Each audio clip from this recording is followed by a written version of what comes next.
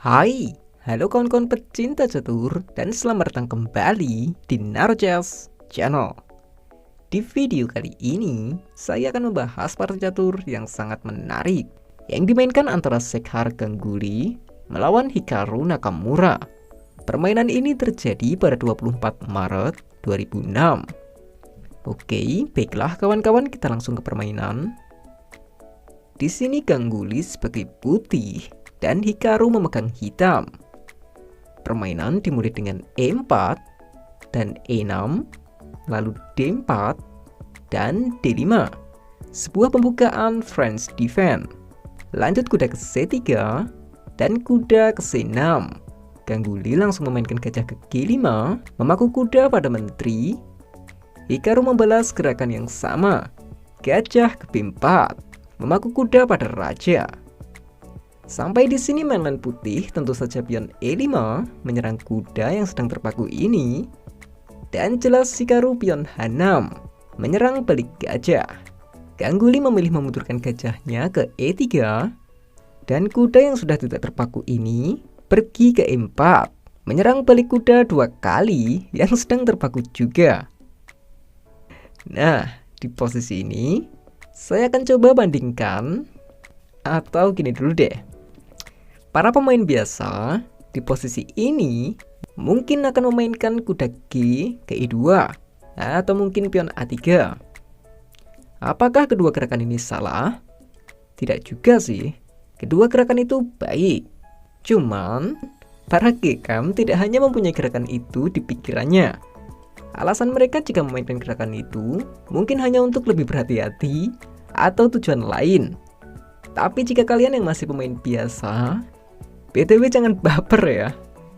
Mungkin, maaf jika saya salah, kalian memainkan gerakan ini karena mindset.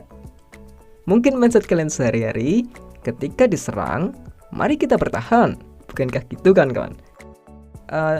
Boleh kalian ingat kata-kata saya ya. Pertahanan paling baik dalam permainan catur adalah cari skak dan menyerang balik. Saya koreksi deh. Pertahanan paling baik dalam catur versi Naruchas adalah cari skak dan menyerang balik. Dan jika kalian tidak percaya, mohon maaf jika kamu mempunyai rating catur online yang berkisar 1200 sampai 1500 mungkin. Lihat kembali game kamu dan coba perhatikan. Ternyata ketika kamu diserang, kamu akan lebih banyak bertahan. Silahkan bandingkan dengan kalian yang mempunyai rating 2000-an lah. Ketika kalian diserang, kalian tidak selalu bertahan ya. Jadi perbedaannya ada di kata selalu. Yang satu selalu bertahan, yang satu tidak selalu bertahan. Beda ya. Dan baik, sampai di situ dulu deh penjelasannya. Ntar aku malah di-drop guru-guru catur lagi. Baik, di sini Ganguly tidak melindungi kudanya, tapi memainkan menteri ke G4, balik menyerang pion G7. Dan tentu ini adalah gerakan mainline. Apakah Ganguly mengorbankan kudanya? Coba kita analisis. Jika kuda kali kuda, dengan harapan pion kali kuda dan gajah kali pion skak benteng, itu adalah hal yang salah.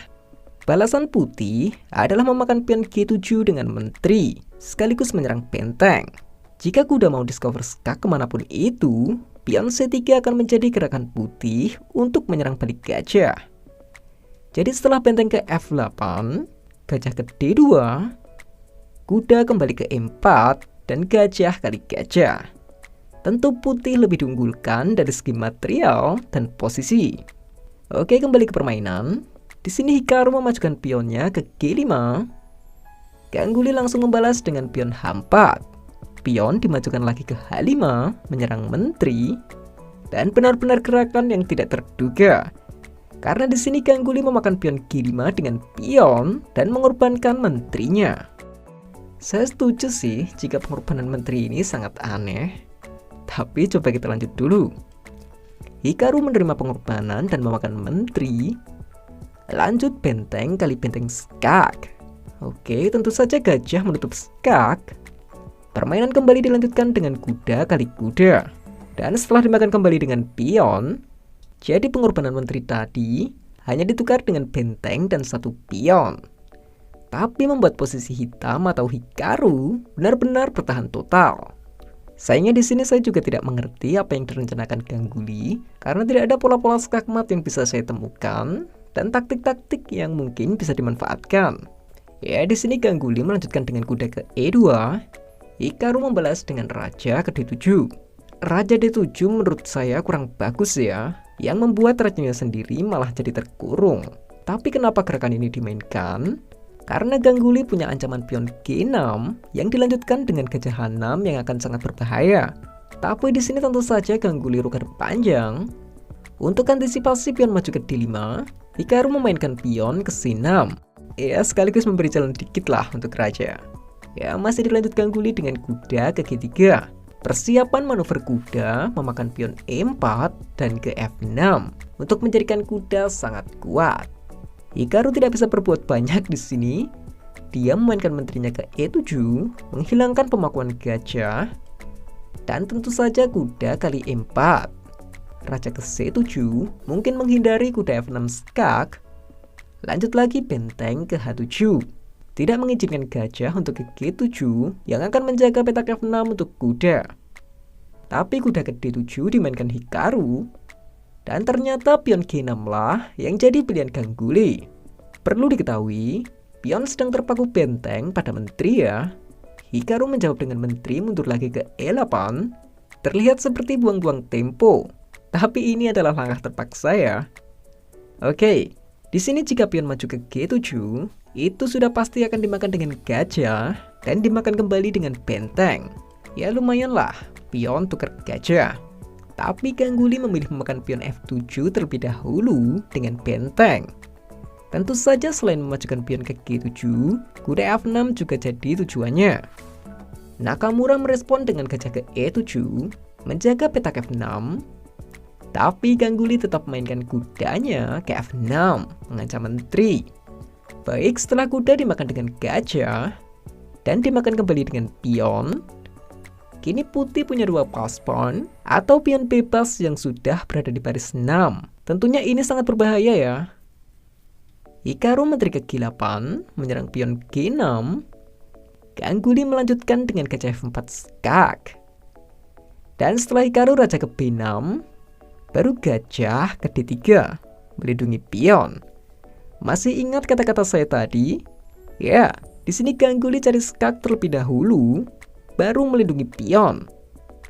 Perbedaannya, gajah sekarang menjadi super aktif dan raja hitam menjadi terkurung. Oke, kita lanjut saja ya. Dan kalian tahu apa yang dimainkan oleh Hikaru di posisi ini? Dia mengorbankan kuda untuk memakan pion F6. Koreksi saya jika ada kesalahan nama pemain lagi ya. Tapi ini benar-benar bukan seperti permainan Hikaru saja. Jelas di sini Ganguly tidak memakan kuda, tapi gajah C7 skakmat. Kemenangan yang indah oleh Ganguly. Tapi yang perlu kalian ketahui, Hikaru di sini benar-benar tidak bermain seperti biasanya. Pengorbanan menteri yang diterima tidaklah salah, tapi menggerakkan raja ke D7 membuat posisi raja menjadi terkurung, dan itu benar-benar kesalahan. Oke. Jika saya tengok kembali ke PGN yang saya dapatkan ini, rating Hikaru ini benar-benar real ya. Yang jelas ini bukan Hikaru Nakamura KW seperti Bobby Fischer kemarin. Ya, dan okelah kawan-kawan, sekian dulu video kali ini. Jika kalian suka video-video catur seperti ini, silahkan klik like dan juga subscribe channel Narojas ini agar saya bisa lebih bersemangat lagi dalam membuat video-video catur selanjutnya. Dan adanya salah kata, saya mohon maaf. Salam chess lovers, terima kasih.